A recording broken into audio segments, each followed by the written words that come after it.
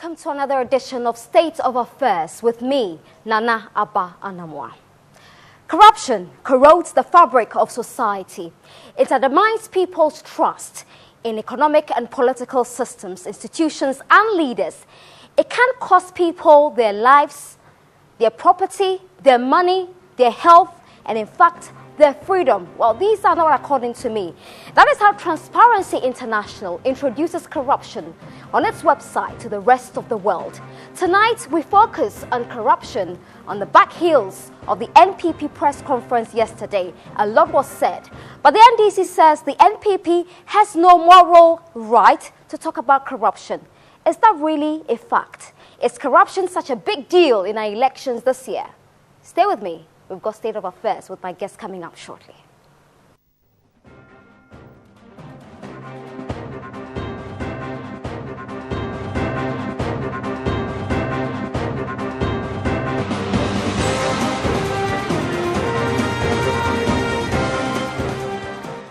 Interchange, and you'll be hearing from the minister very soon. He says indeed the deadline is on course. September 2016, the interchange should be ready for traffic to flow on that stretch. So the minister, questioned by Samuel Kitete, said indeed that deadline will not be history because, well, they indeed are trying in every way possible to ensure that contractors deliver on time. So you'll be hearing from the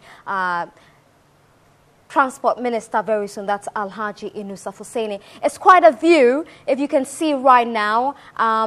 It's an area that is very busy, and a lot of jobs have been created on that stretch as part of the construction. We've been told the minister could not tell exactly how many jobs have been created, but he says a lot of avenues have been opened. It's a beautiful road, as you can see. And the artistic impression that we've all been seeing in the past, if you compare it to what we're seeing right now, is very, very close. So September 2016, we're all waiting to see what this stretch that has been talked about, whether the contract sum was inflated or not. We are all waiting to see what the road will look like in September 2016. Right, we go on to other stories this evening. And Accra Human Rights Court, presided over by Justice Anthony Yeboah, has ordered a full trial of 2 out of 5 issues brought before the court by embattled national chairman of the NPP.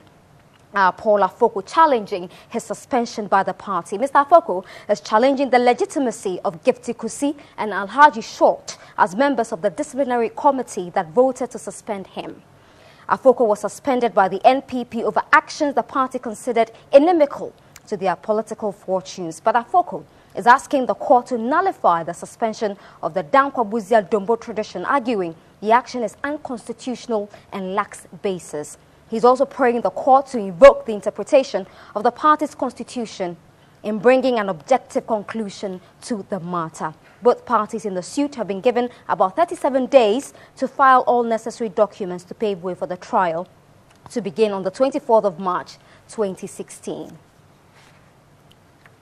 Now, the telecoms industry regulator, the National Communications Authority, has served notice that it will not reverse the license granted AfriWave Ghana Limited, the company that won the bid to operate an interconnect clearinghouse system in the country. The tender evaluation process was conducted in a free and fair manner, and the best company won. So we will not succumb to pressure from any source to conduct a new process to select a winner. That's according to the Director General of the NCA, William Tevi. The director told the Daily Graphic that the process to select the best company was transparent, and he has confidence in the committee that worked on the bids. Various groups and individuals have mounted pressure on the NCA in recent days for it to ignore the earlier report that confirmed AfriWave as the winner of the bid to operate the ICH. Imani Ghana called into question the integrity of the bidding process, which led to the granting of an ICH license to AfriWave by the NCA. Imani held the view that the tender process was rigged by the evaluation panel, which manipulated the scoring scheme in favor of AfriWave to win the bid ahead of Suba Info Solutions, Prodigy International Limited, TCMS GVG Consortium Limited, and Channel IT Ghana Limited. Well, we'll be joined on the phone pretty soon by Franklin Kujo. He's the Executive Director of Imani Ghana, and he'll be telling us what he feels about this statement from the NCA. Well, we're still trying to get him, and so when we do, we will talk to him about that one. Now, if you've been monitoring the news, there has been speculation and rumors that indeed the Bank of Ghana has started issuing some 100 and 200 cedi notes. Well, the Bank of Ghana has dismissed those reports, and it said that it had no intention to issue any new denominations. And that one is coming from all the news that have been making rounds. The Bank of Ghana has not issued and has no plans of issuing any new denominations of the Ghana cedi, and categorically states that the stories circulating on social media to that effect that the bank is issuing denominations of 100 and 200 cedis are false. That's according to an official statement from the central bank. This is the second time in less than a year that the bank is reacting to such claims. A similar report making rounds with pictures of the supposed 100 and 200 denominations made rounds on social media in March last year. Please note that the Bank of Ghana always precedes issuance of new denominations with intensive sensitization and public education. Their statement further added. You're still watching State of Affairs. We're live on GhOne TV.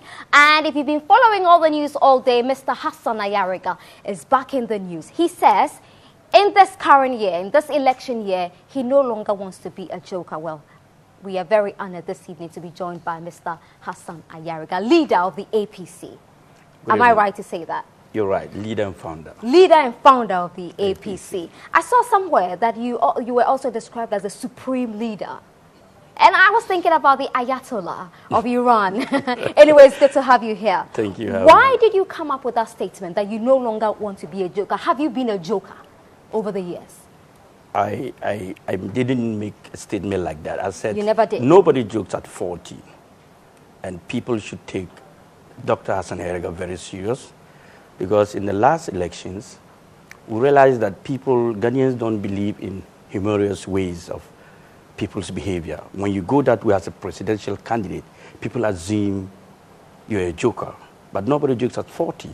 So if one side of me is like, I love a lot of people, I love people, I like to be friends to people, and that's my that's one an aspect. Absolute truth about you. Yes, so nobody should see it as being my ambition being overruled with jokes. Not at all. Okay, when you say that you try to be humorous, what exactly are you referring to? Is there any point in the 2012 elections or in the run-up to the elections that you passed off a joke that came out as you not being a serious man? No, there is no any aspect. I don't think of Could any it be situation. your famous cough at the IEA debate? That is what I really don't understand, because in 2012 debate, most of you saw that my wife was at the stage with prepared coffee, ginger, and hot water. Because a day before the debate, I made it clear to Ghanaians that I was not feeling well, and for that matter, I will not attend. People had their own speculations and reading meanings to it. I said, no problem, I will attend. I'm sorry, Dr. Ayariga. Let me cut in for a minute and talk to the Executive Director of Imani Ghana, Franklin Kujo, who has joined us on the phone. Thank you very much for joining us. And Franklin, I'm sure you have seen that statement from the NCA. They are sort of doubting all the claims you've been making. What are your initial thoughts on the statement?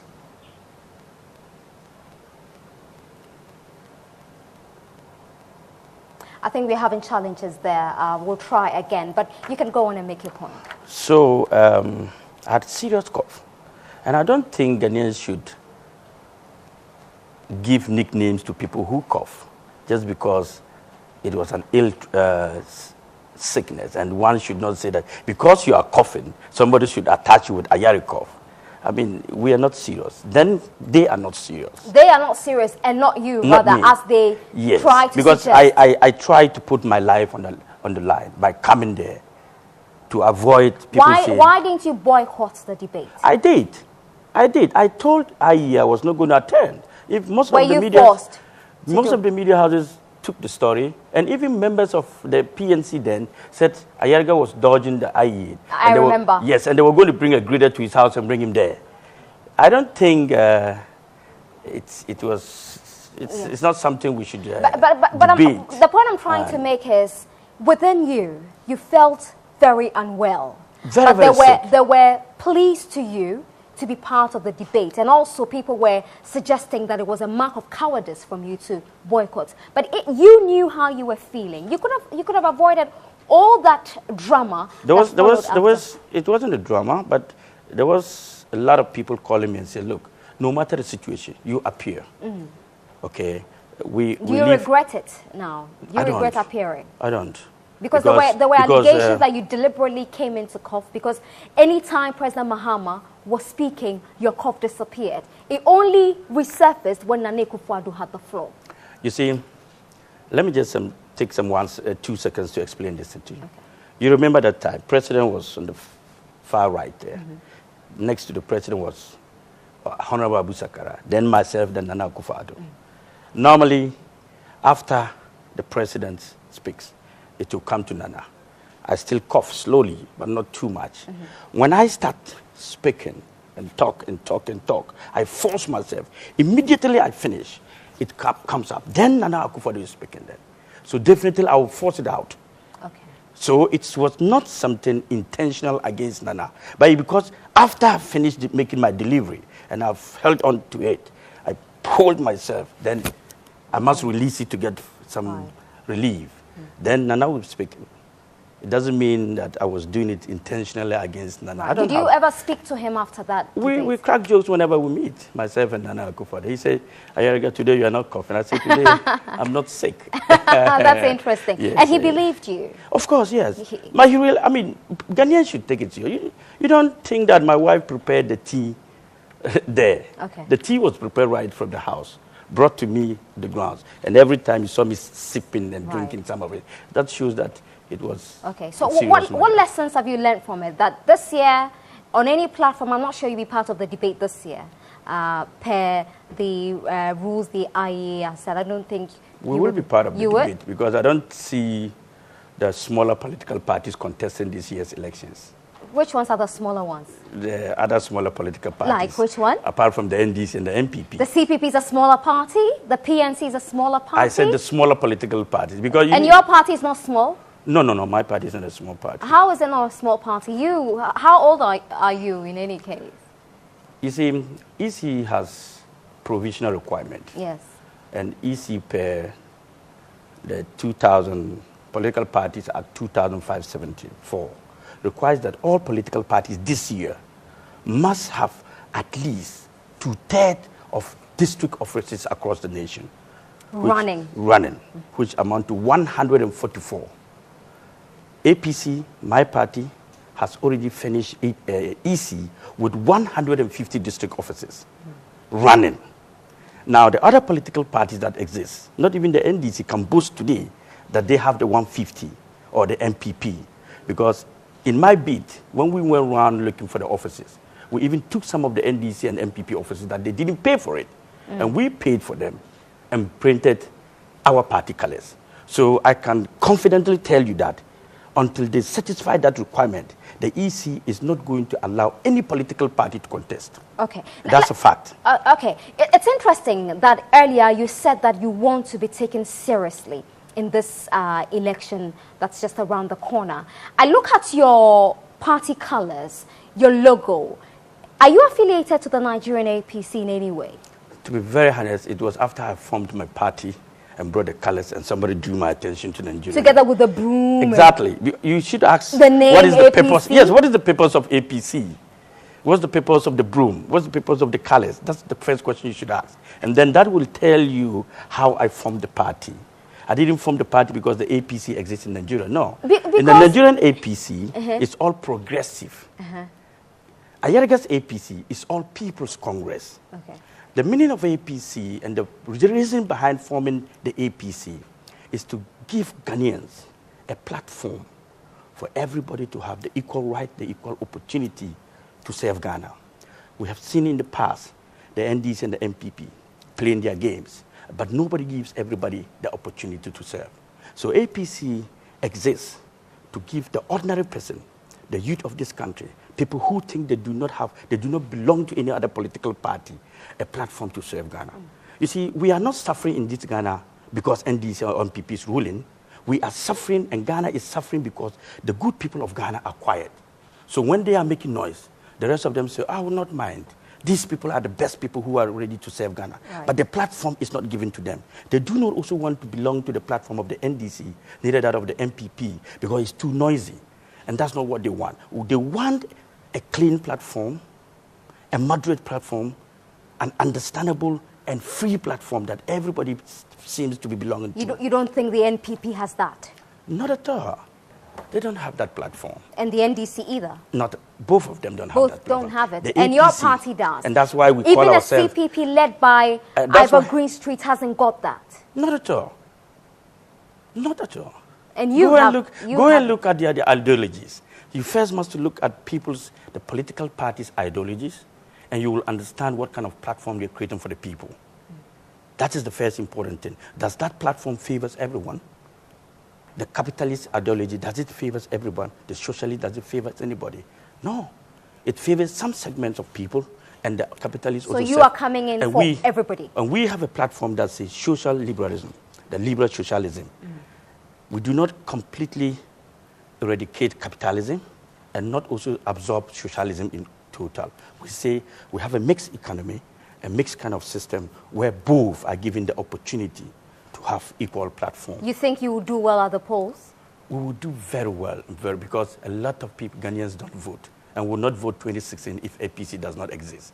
You've done research. We have done a lot of research. Yes, we've done a lot of research. And they told you that all they've been waiting for is Dr. Hassan Ayariga. All they've been waiting for is a platform that gives them the opportunity to serve Ghana. A lot of our young folks out there are tired of NDC and an MPP. Ask them, have they trained the youth of this Ghana to take over leadership from them? Have they prepared our people, our young men, to manage Ghana when they are no more? What are the interventions or the policies for our youth in this system? What is NDC or MPP's policies for the young people? What platform have they created to make sure that everybody is part of it? They will give you a long list. They will give you a long list. In response to this question. But that is the list that had never been existed. A list that we have never seen before. So you think they've been fibbing? That's your word. But I think that they have not been very fair and kind to our people. They've been ruling and managing this country for many years. What have we seen? How many things have changed? People are yearning for a change. And anytime people yearn for a change, that means there's a problem. People don't just cry for change when there's no problems. You know, I'm listening to you and I'm thinking that fine words butter no parsnips. The reality is that you're spewing out a lot of roses. The reality could be different. That is what you think. But the problem is that have you gone to the grassroots to find out for yourself? In less than 1 month, I form a political party. Nana Addo has been going through the country, all over. President Mahama has done all over, and so he knows the grassroots very well. He knows what you're going through. Both of them know. He's been camouflaged by his leaders and members at the grassroots. The real problem the grassroots don't get to Nana Addo. The real problems of the grassroots don't get to the president himself. Because before it gets to him, things have changed. So they don't really see. To get to know the real problem, you need to meet one-on-one with the people. And I was just taking you through some example. In 1 month, the APC was formed. Within that same month, APC has been able to satisfy the EC's requirement. Ask all these smaller political parties making noise whether they've been able to satisfy the requirement of EC. No. The same kind of job we have done in 1 month, that clearly shows you that the APC has the men, the human resources to do the work in less than 1 month, which other political parties haven't done. You led the PNC. If you had all these ideas, why did the PNC perform so woefully? If you listen to my press conference, I said that I realized that you cannot pour new wine in an old wine bottle and it will work. I see. So PNC is not the reason why I'm here. So let's put PNC aside and talk about APC. You have their ideologies in yes, and see where we're going.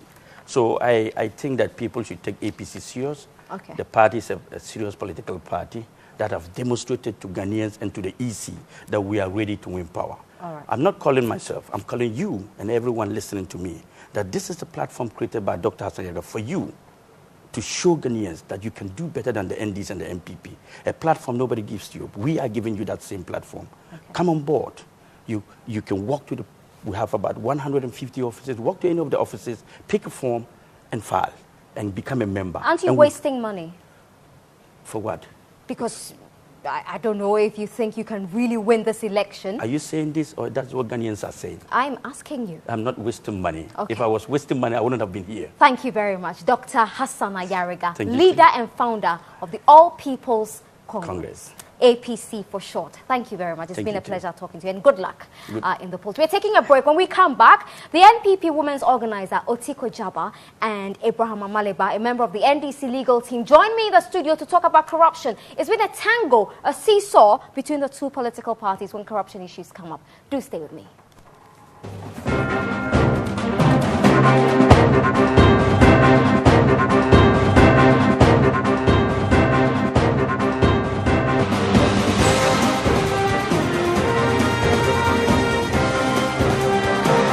Welcome back to the show. This is State of Affairs live on GhOne TV, and my guests have joined me now. Abraham Amaliba is a member of the NDC legal team. It's good to have you. Happy New Year to you. Same to you. This is the first time we are meeting, isn't it? Yes, this year.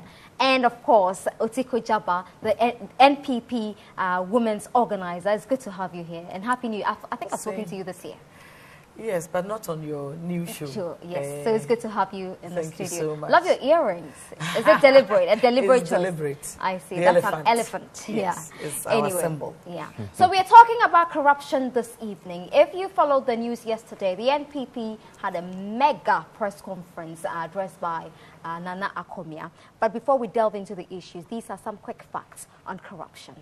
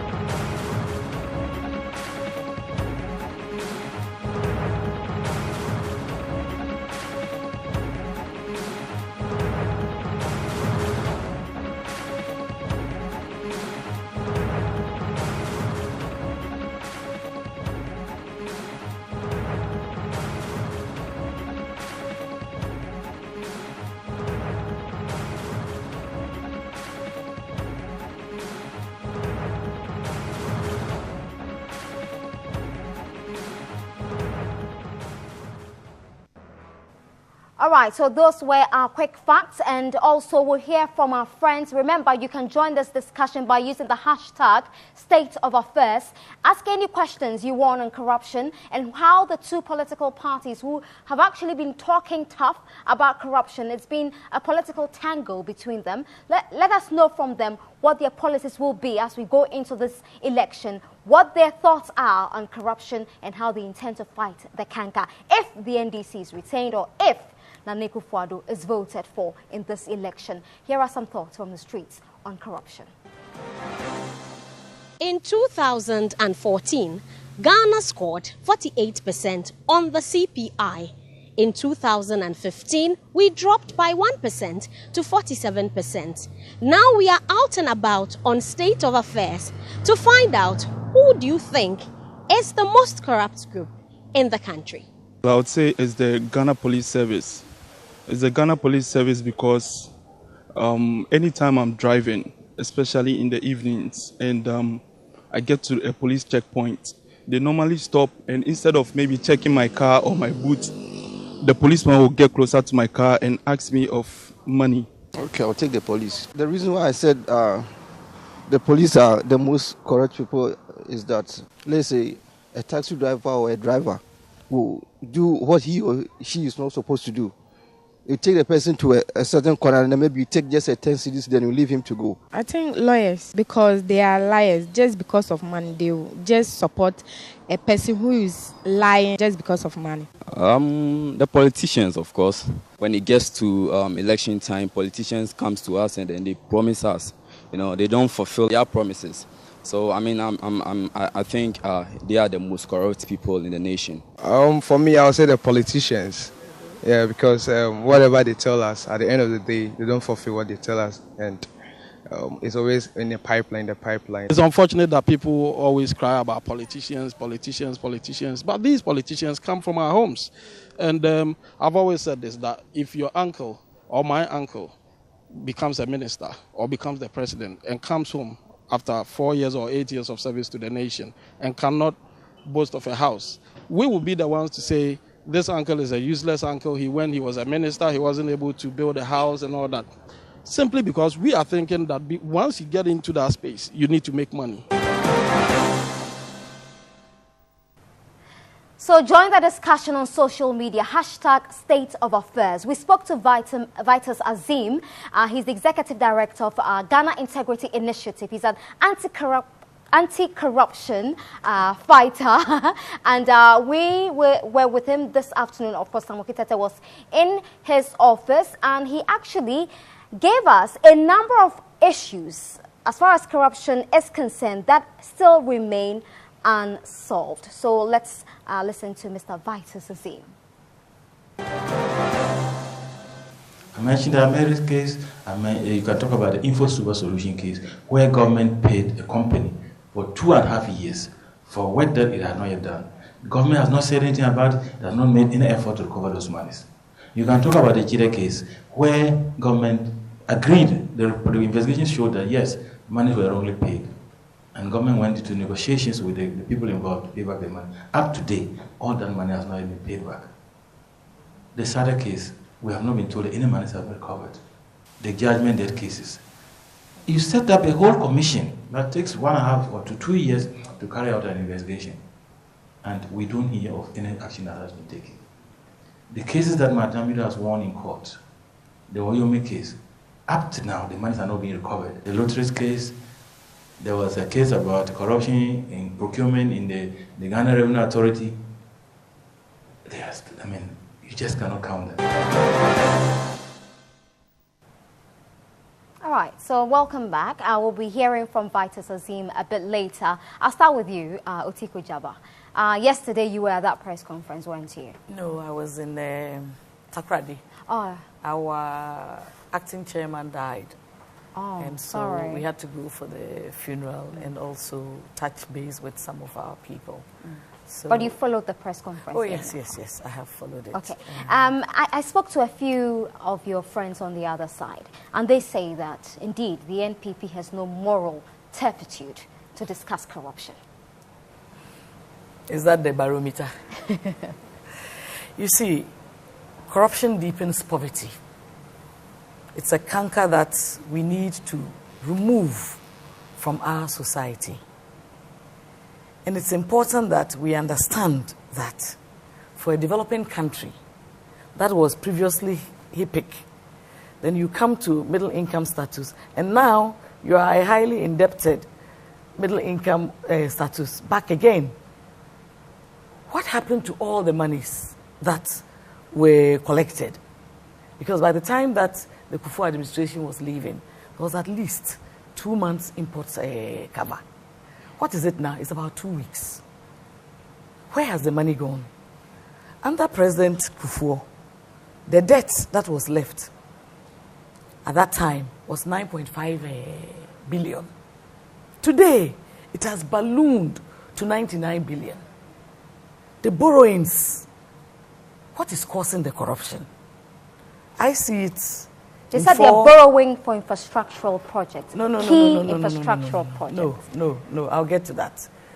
They're borrowing to pay debts, part of it, and they're borrowing to cover up for the monies that have been stolen in the areas that I'm going to talk about. 4 categories for corruption. The judgment debts. Why you me? Is it not the Supreme Court that said that the money should be retrieved? Did Wyoming not say that he will pay the money?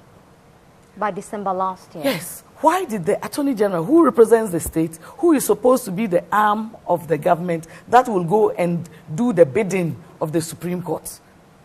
To the extent that they didn't even appear sometimes, that Wyoming then said that he was going to sue them because for fuel for coming, and they not appearing. Then we fear that somebody called Mohammed has taken the matter to court. What does that mean? You're taking Ghana to court? Money that is owed us. The Supreme Court, are they not an arm of the government? So when they tell us something, the Attorney General's office will not follow up. Then somebody goes behind some individual called Mohammed that what the Supreme Court said does not hold. The case has been thrown out. Why has the money, this our noble vigilante, Martin Hamidu, he fought more for the retrieval of this money than the Attorney General's office. And to date, what is being done? They were trying to cover it up so that this Mohammed will go to court and then they will say that, no, it's okay, that money should not be paid for no work done. That is speculation. No, that's not speculation. That is what it is. It is very sad that the Attorney General has put us where we are. All they had to do was to go and collect the money. How about the interest on all these things? You think they haven't tried to retrieve the money? Oh, but why would Wyoming then say that for him appearing and the state not appearing, he's even going to sue them for his transportation? We know that the Attorney General has not followed up on this case. That's why the Supreme Court is saying that this is create, loot, and share. And it's not only that, the Waterville, how much was it? 36 million euros. What has happened? CP, 104 million. These are huge sums. It's not money that went into some factory to create jobs. So it's money that has been given to people so that they would use it for what? Monies that should not have been paid to them. That cannot help us. The other area is the sole sourcing. What is the meaning of competition? And now sole sourcing is the order of the day. Even monies that come from places like Germany or Sweden for projects, then we send them out as a sole sourcing so that these Brazilians will come and that they are doing the circle interchange. The amount that was initially put down for it has suddenly ballooned. They gave justification for it, didn't they? Because we are not political quantity surveyors, and we know they see properly. They've added some things that because we can't elevate our heights, we cannot see. I mean, you can deceive some of the people some of the time, but you cannot deceive all of us all the time. If inflation is supposed to, at that time, coming down, why is this price? Why are the prices for these projects so high? Look at the Tetekwashi interchange, right up to Kaswa. How much was it? You're trying to compare. Before? Yes. Then you come and you add. It was around 101. Now, just to do the interchange, you've increased it to 165 million. Why? Where is the money going to? We are bleeding this country. This bus branding. Why would something that costs about 1.7, you send it, increase it by 1.9 to 3. If we hadn't made noise, nobody would have talked about it. And the thing came towards the end of the year. And whilst we were still making noise about it, then they give this woman who is into advertising 98 million contract for rural electrification. What does she know about that? How can you fleece the people, your own people, so much? Look at RLD. Computer man, what is he doing guinea fowls? Well, he's got a lot of businesses. He just doesn't do the computers. Is he the only person? All these young boys in Bole. But there's a process. There's a tender process. If you're not bidding, do these jobs. Sada, the president who says because he's a northerner, he is going to turn things around for the northerners. Then you make the people of the north even more sad than they were. Unemployment has ballooned because of the lack of managing corruption. The other area It's the institutional corruption. We'll come to that very soon. Let me speak to Mr. You come back because I will come back to you. She's actually catalogued a number of issues, and yesterday, indeed, Nana Kwame raised all these issues, particularly the smartest deal. And it's not just the NPP. Occupy Ghana has been asking questions as well, and these questions are legitimate. Forget about the political coloration, but even ordinary people want to know the details of that deal and why we are where we are right now. You see, if it were Ayarga sitting here speaking this way, I can forgive. If it were Park Osindu, I can forgive. But we've seen these people in government.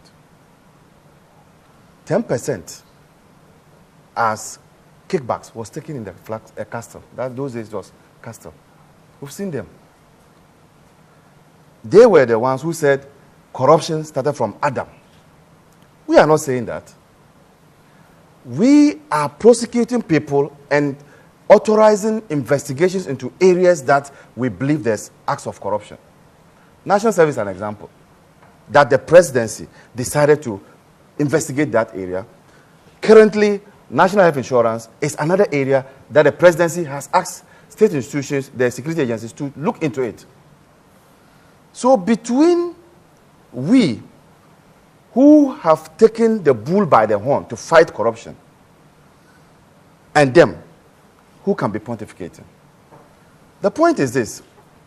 Because we have not said that if we prosecute our own, our government will collapse, as they said, there is now sunshine brought on acts of corruption. In other words, corruption hates sunshine. Corruption thrives in dark alleys. But we have thrown light on corruption. So it now looks like everywhere there's corruption. But in the midst of this exposure you talk about, we have shown commitment more to fight cases it. are coming up. In the midst of these cases you talk about. More cases are coming up. See, the president cannot go to everybody's bedroom in the night We're not asking him to do that. and say that the following day when you go to work, don't be corrupt. What is important is that if those acts of corruption are brought to fore, what do? We crack the whip. Look, the most credible corruption perception index is the one that Transparency International came up with. That report says that Ghana improves slightly in 2015 corruption perception index. Clearly, it shows that there is an attempt by this government to fight corruption. He talks about Wyoming.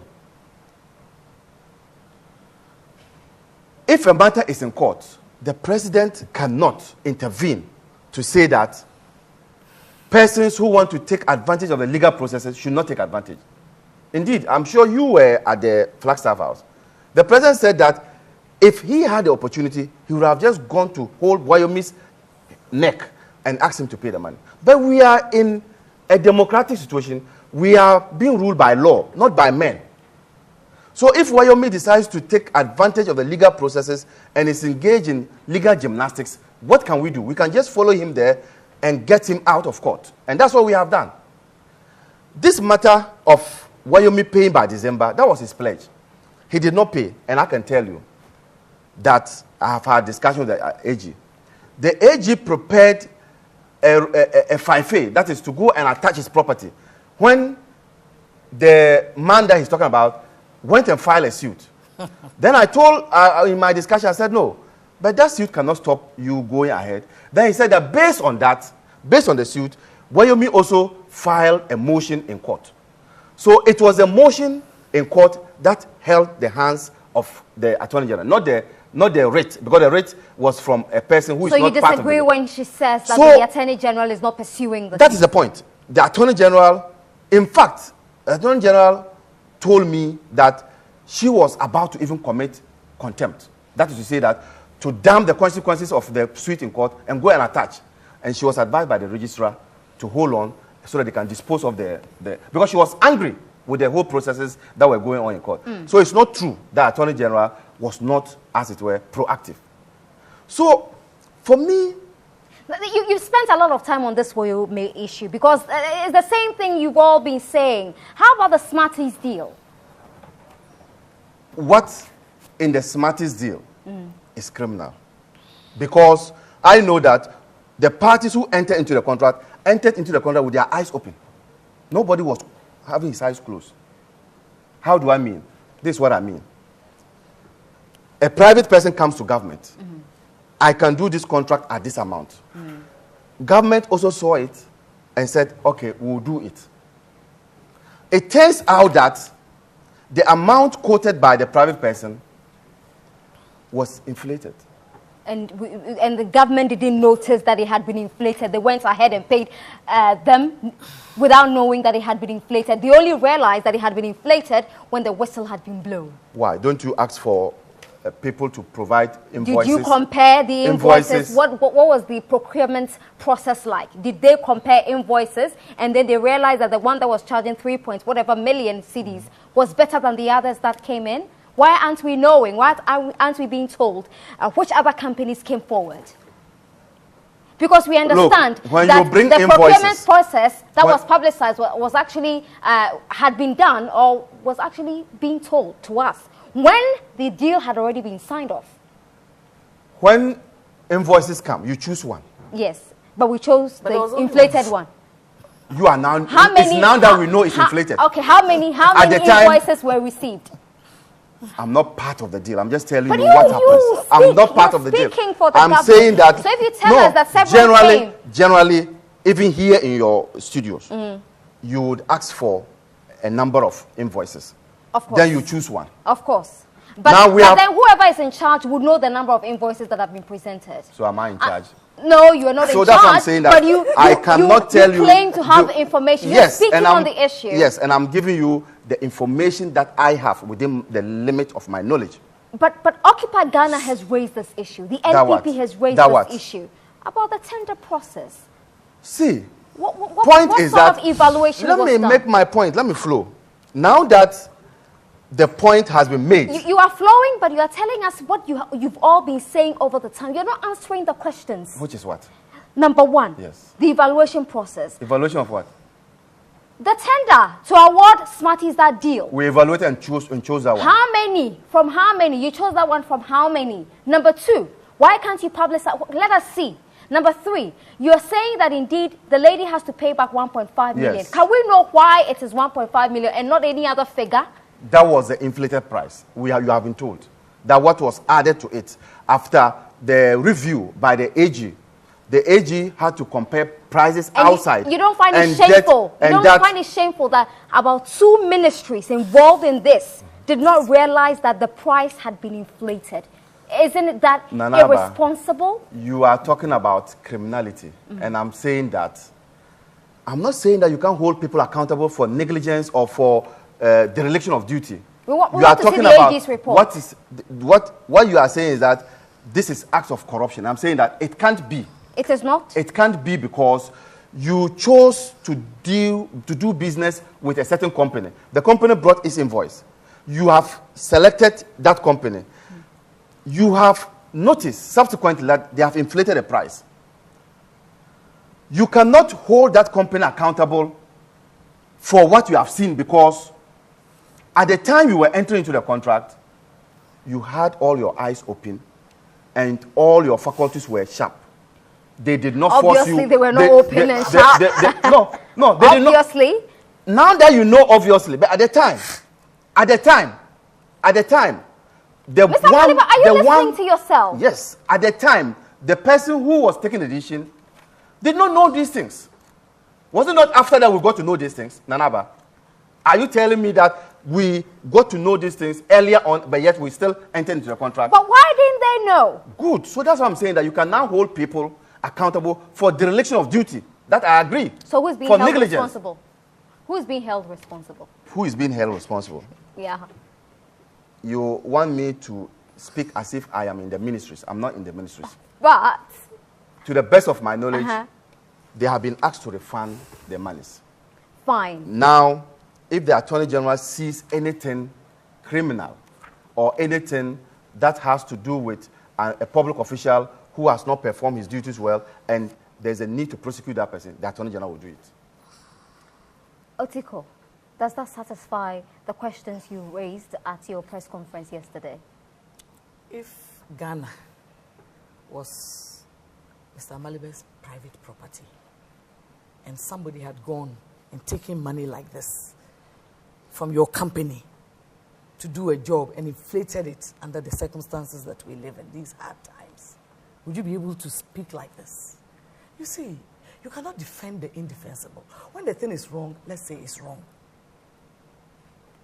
Ghana cannot afford this. We are in such turmoil, hardships, and that is why we had to go back to the IMF. When hardships, when we're taking 10%. That is why we had to go back. You're fighting for equalization. No. Mr. They should not be talking that way. Why not? When we gave them the reins of this country, we saw what they did. The looting of state lands. We'll come to that. The looting of state lands. We saw it. I think that we should rise above the equalization. That this was done. We're talking about the present. We are not interested in a so-called 10% that was taken at the castle, or a so-called statement that was made about Adam and corruption. We don't want that one. That was in the past. We are not looking for equalization. It's not about equalization. It's about the best interest of Ghana. It is about the best interest of Ghana. Out of the 58 years that Ghana has lived, 28 of them have been governed by the NDC. And so, that shows that we are the best rulers. They have learnt a lot. If anybody should not be doing what they are doing today, it should be them. Because they have had the most opportunity. And especially after seeing what the MPP did, the things that were challenges, that you complained so much about, you should not be the one who is even doing worse. When you have an economy that has shrunk, instead of growing, Ghana's economy is shrinking. You've gone back to IMF for a bailout. The debt that Kufuor left was 9.5 billion. Today, the interest on the debts of the 99 million is 9.65. Inflation has gone up to 19%. The cedi is depreciating. What is your plan? Because of the corruption. What is the NPC's Please let me plan? land on this, I beg you. Because of the corruption, because of the incompetence of managing the economy, and the fact that they create loot and share is going on. He said something about the AG. If the vigilante Martin Hamidu had not raised the red flag, the AG was sleeping. And she is still sleeping. We were in court she is still sleeping. It is not today that she was told to go and retrieve the money. And we it is not today that Woyomi said that he will return the money. You cannot go behind and send somebody called Mohammed to go and continue to steal from Mother Ghana. Ghana cannot afford this. We are talking not as MPP NDCU. That woman selling kenke, whose child cannot go to school, who has a son who has finished JHS and is selling dog chains. She's not interested in MPP NDC matters. She is interested in how you manage the economy so that when she has 100 cedis, she can pay her light bill, she can pay her water bill, she can pay her rent, the NHS will be working. All the statutory payments are not being paid. Okay, let me take some. Where has the money gone? When you have been able to borrow so much, 99 million, it has never happened. And you have gotten so much revenue from taxes. Where is all that money going? Let me go to my social media friends and take some messages and then we'll continue.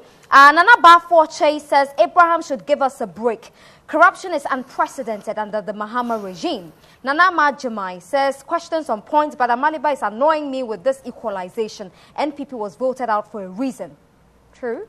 Kuku Yanka says, I'm the #1 fan of State of Affairs. Well, thank you, Kuku. John Mahama has institutionalized corruption. It has now become a norm. People see nothing wrong with it. Ya Owusua tweeting at us. There's more from our friends on social media, Twitter especially. If you are tweeting at us, use the hashtag State of Affairs. Hassan Nayariga on State of Affairs. Well, a lot of people are talking about his comments so far. There are questions about corruption as well. And that's the question I actually wanted to ask you, Motiko. But after Abraham's submission, I'll ask you. Odro Prempe Jr. says, Danaba, can't you see that this man is not ready to tell the truth about corruption in this country? Nanaba. In reference to you? Nanaba. Yes. See, you know, the president recently referred to them as quantity surveyors, political quantity surveyors. Oh, was he they meaning first, MPP? They first started I by didn't saying realize. that. They first started by saying that we have collected loans and they don't know what we have done with the loans. That was their accusation. When we started pointing at the projects we were doing in this country, then they recoiled and said that, yes, the projects are there, but they have been inflated. Take the Kasua interchange that she mentioned here.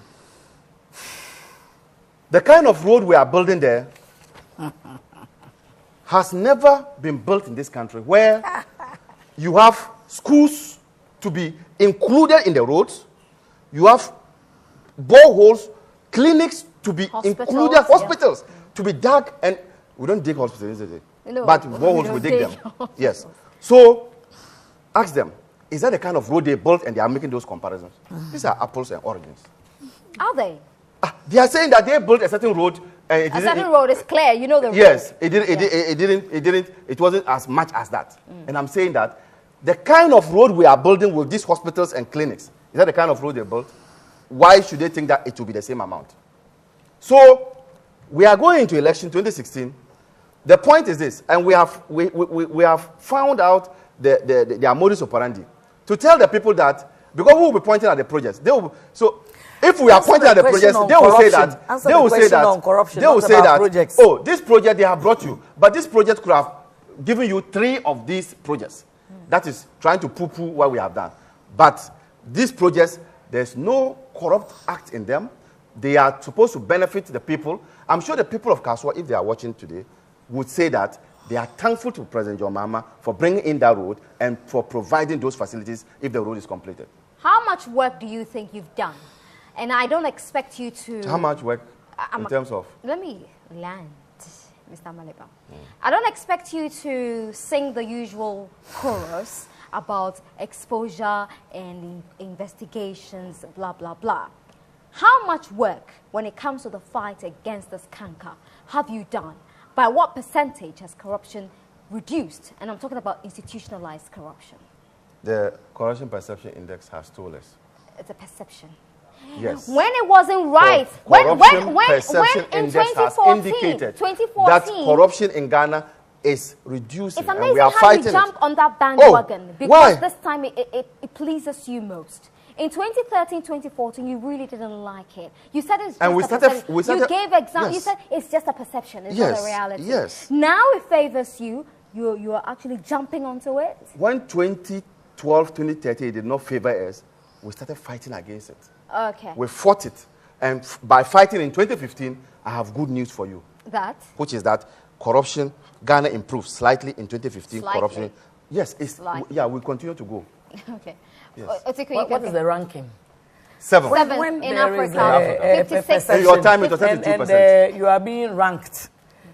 You have to tell us where you lie, because the perception can increase a little. How many countries in Africa? A little. How many countries in Africa? Yeah, 7. 52. Yes. Yeah, so you are 7th now. Yes. And you are happy. Yes, we are coming up. And that makes the people of Ghana feel that you're doing well. Yes, yes. Is that what the people of Ghana are saying? From what they said, it's not true.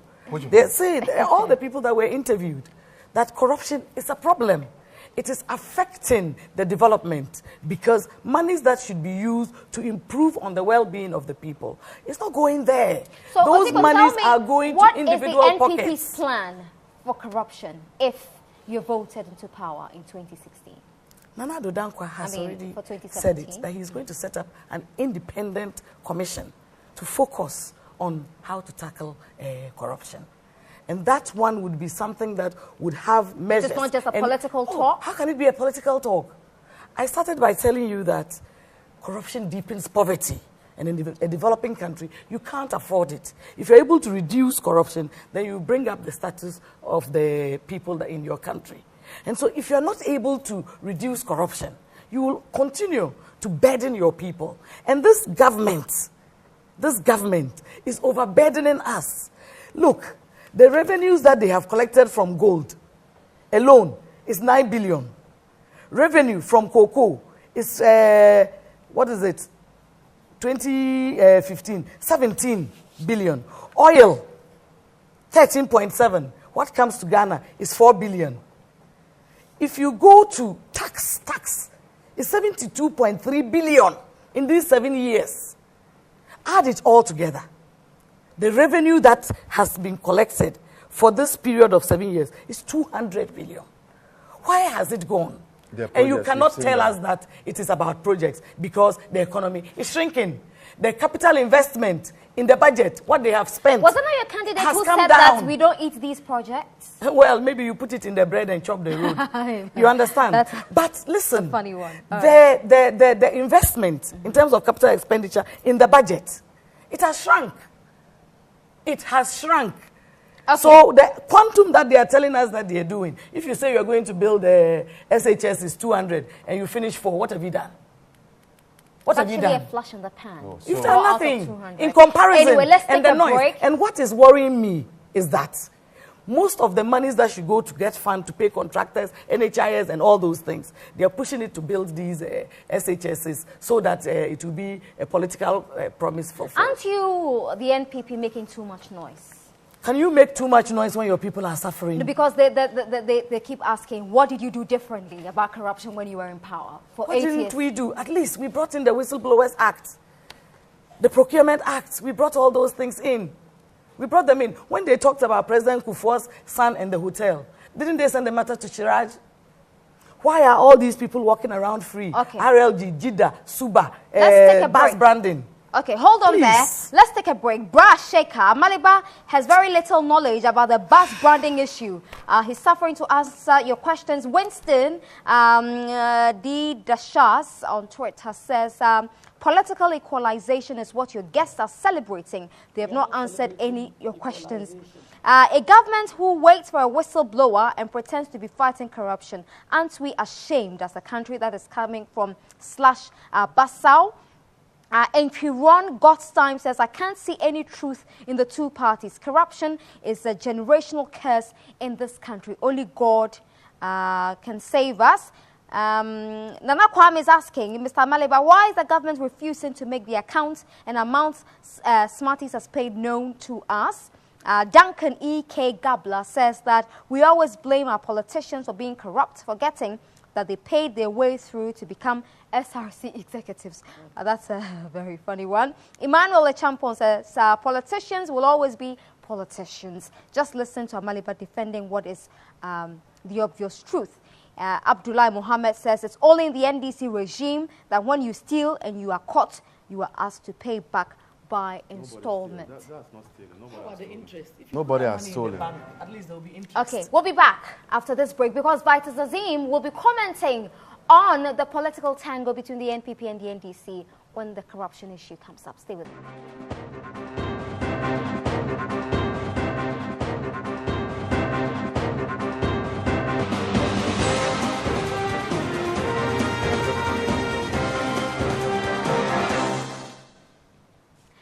Welcome back. Let's go back to Vitus Azim now as he comments on the NDC and the NPP and how they discuss corruption.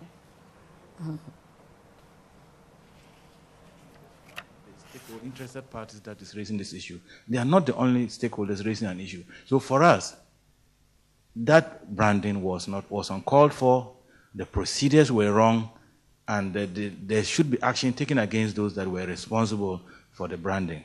I don't think that the government has handled it satisfactorily, because first they set up they asked the Attorney General to investigate.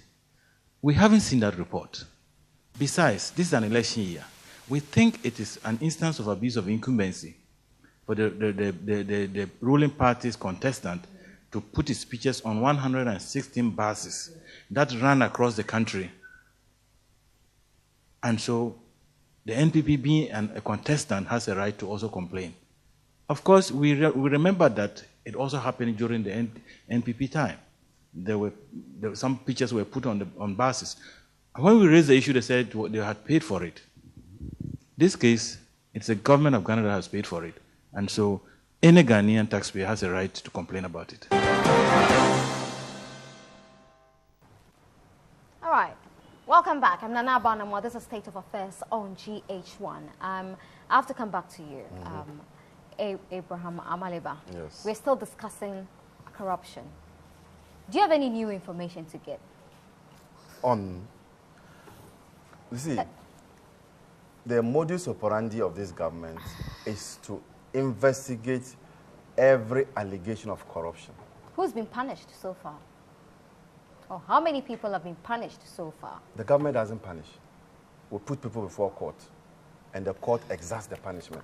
That is obvious. Yes. We know that government doesn't. Because people would say that these people are in court, and it's the example you keep giving, that we are prosecuting our own. But really, we haven't seen anyone being penalized. Then call the Chief Justice and find out why they are still in court. That is not a Chief Justice problem. I'm just telling you. I am saying that the rules are clear. Mm-hmm. The executive does not punish. The executive would kickstart the process and send the people to court. The court will exact the punishment. Are people in court or not? If the process is slow, it has nothing to do with the executive. The executive would have done its work. So the plan is to continue. Recently, you heard of National Health Insurance Scheme. Some investigation is going on there. People have been asked to leave their offices. People have been arrested. People are sent to court. That is what we can do. You cannot stop people from engaging in acts of corruption. What you can do is to make corruption a high-risk venture. And a high-risk venture simply means that you punish them where there's need to punish them. And that's why we are putting them before court. We are not in a jungle for you to say that you just arrest somebody and start dealing with him. We're not asking you to do that. Exactly. So give us credit. Yes, you may say that we should do more, but appreciate the little that we are doing.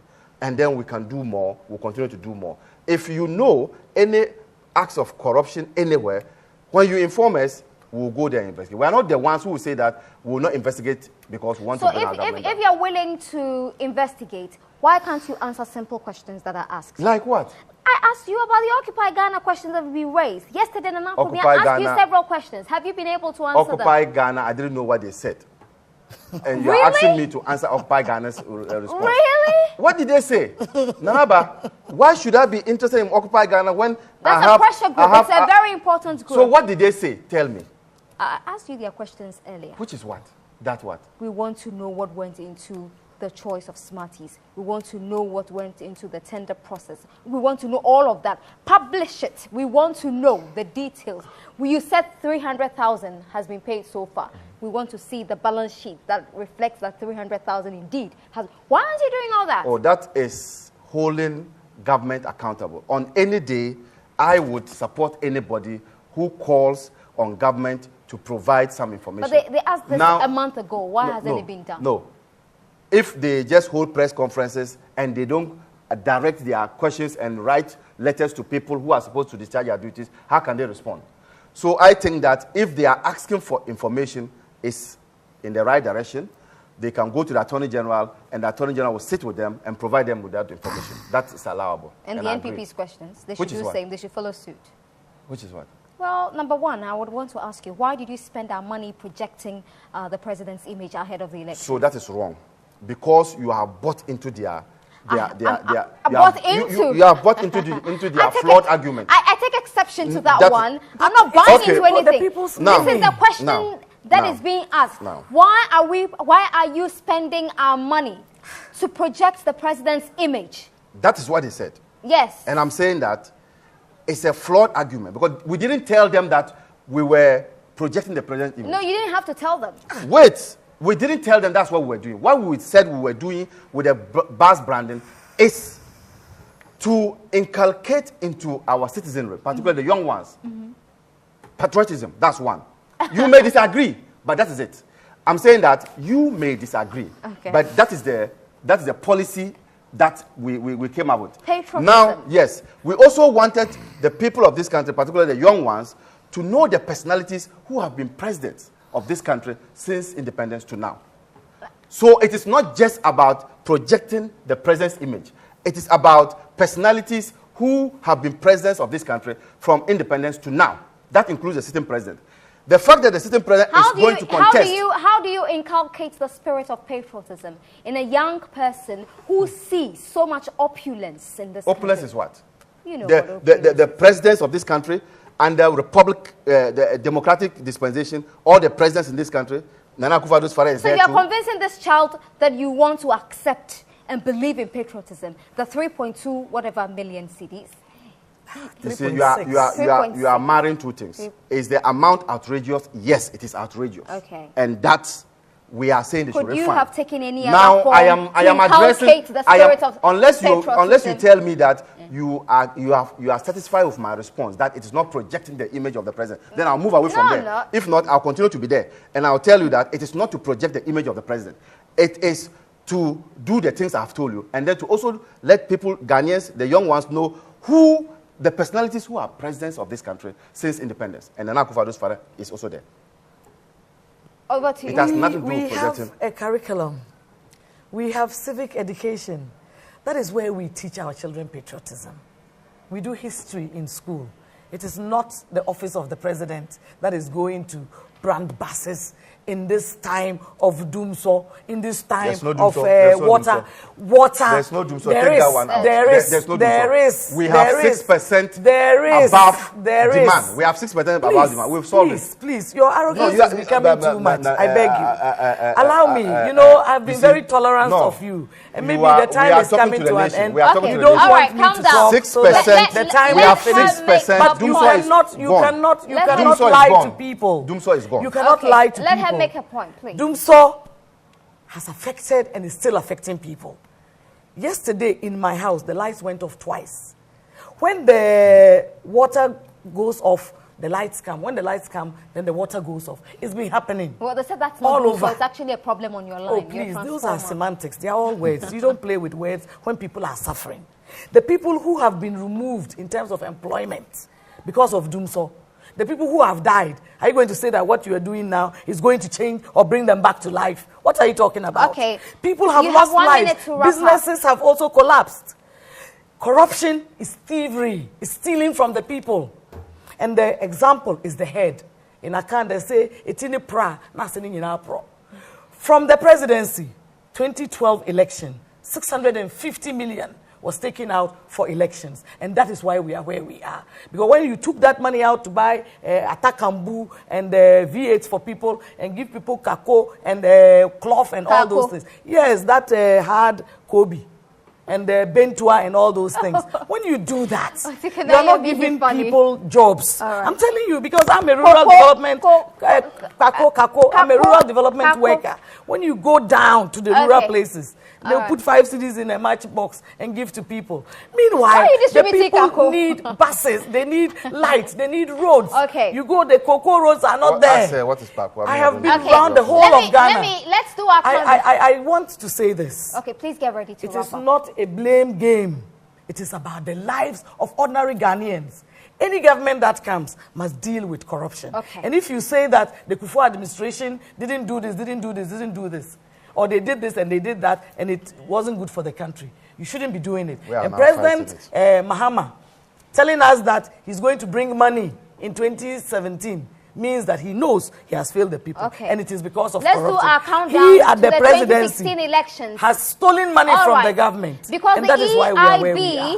Group is your election hub. Is the EIB but doomsday election is no hub. more in existence. Is it you're saying it or a reality? It's a reality. Please, it's not like saying we have done houses, we have done roads. It is how do Ghanaians feel? The people see I'm the the roads. only one feel who good speaks when I want to play a tape. We don't feel good. The people of Ghana don't feel good. Here is Uncle Ben with a countdown to the 2016 elections. It's midweek Wednesday. Welcome to the show.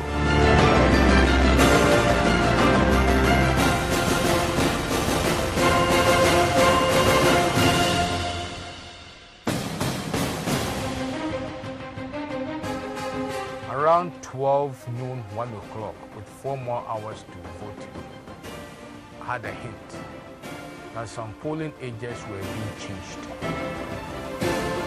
We went round, we checked,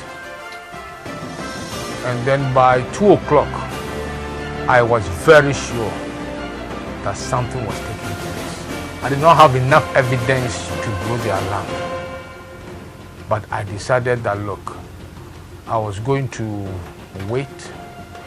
What I had in mind, I'll wait, see the elections and get proof so that we will then be able to take care of ourselves. By the changing of the polling agents, I had a suspicion that some of the parties were being smart. Some of the parties had gone to the street and picked up persons who were selling on the street and asked them to be their polling agents. Now, if somebody gets, let's say, X amount of money a day, let's say 50 Ghana profit on his sales, and you go and tell him, be my polling agent for a day, I'll give you 1 million. When the person comes and somebody comes to tell him or her that I'll give you 1.5, you leave, I'm bringing somebody, the person will leave. Now, if I had blown the alarm, believe me, dear viewer, wouldn't be in one piece. So I had to choose between a journalist knows for breaking news and having been at least has some years experience, having been to countries where there had been problems. I decided to keep my mouth shut. And from hindsight, I did the right thing. The only thing is that politicians are greedy. They don't learn. If they had learned, there wouldn't have been any need for Supreme Court. I'm sure you want to know what I did and the proof I had. Okay? I went around the whole country, collected at random polling station results. In the Ayawaso West constituency in Greater Accra, there's a polling station, University Staff Market, GhOne. The total number of voters was 650. The total number of votes cast in the presidential elections was 1,158. So the excess votes there was 508. You are wondering how I did it? I just totaled the votes of the candidates written by their names, and I got 1,158. So you subtract the total number of voters if everybody turned up to vote. So the excess votes was 508. This is Greater Accra region. Another example of Greater Accra region was Domi-Kwabenya. The polling station was the National Rabbit Project site. Domi-Kwabenya, let's take the temporary booth at Ashoma Estate A. Total number of voters 934. Total votes cast 1,492 in the parliament, in the presidential. Excess votes 558. In the Volta region, in the Central Tongu constituency, there is a polling station called Roman Catholic JSS at Nukwote. My apologies, I didn't pronounce it well, but Roman Catholic JSS Nukwote. The total number of voters at that polling station was 311, and the total votes cast in the presidential was 407. SS votes 96. And the last one we are going to give you, in the Ashanti region, the Achuma Webeja constituency. The polling station is a temporary booth at Achina. Total number of voters 138. Total votes cast in the presidential 640. SS votes 502. Now these are how we're able to confirm our suspicions for the alleged malpractices. For tomorrow, we have some interesting matchups in the parliamentary elections. Matchup include not fighting, but some of the contestants will be very interesting, and we'll give you one or two to look out for.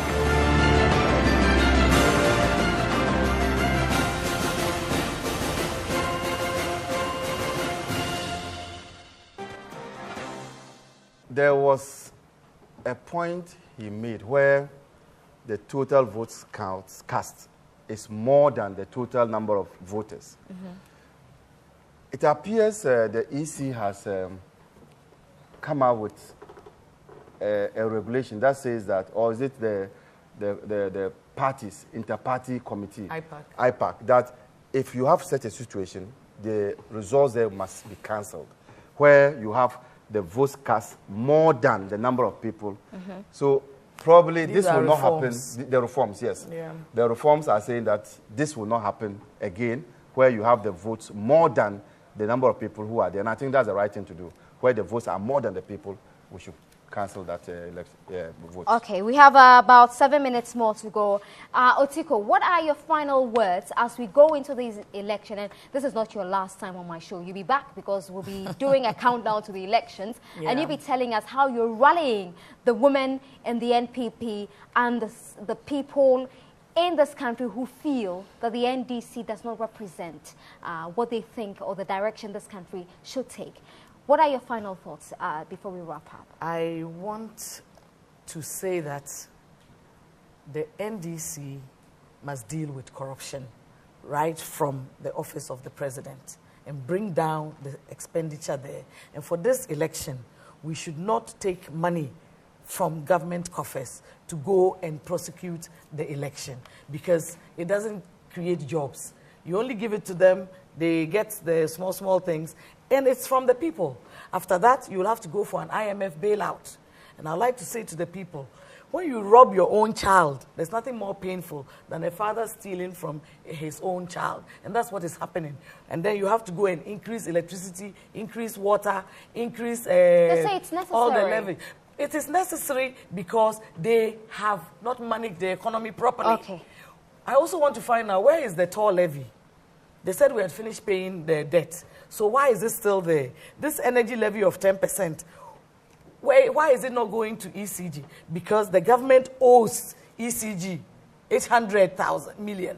They owe VRE, and they owe Ghana Gas. Okay, I'll let Amali back. Why are we owing when we have gotten so much money from the system? Your final words? We will continue to fight corruption as we are doing.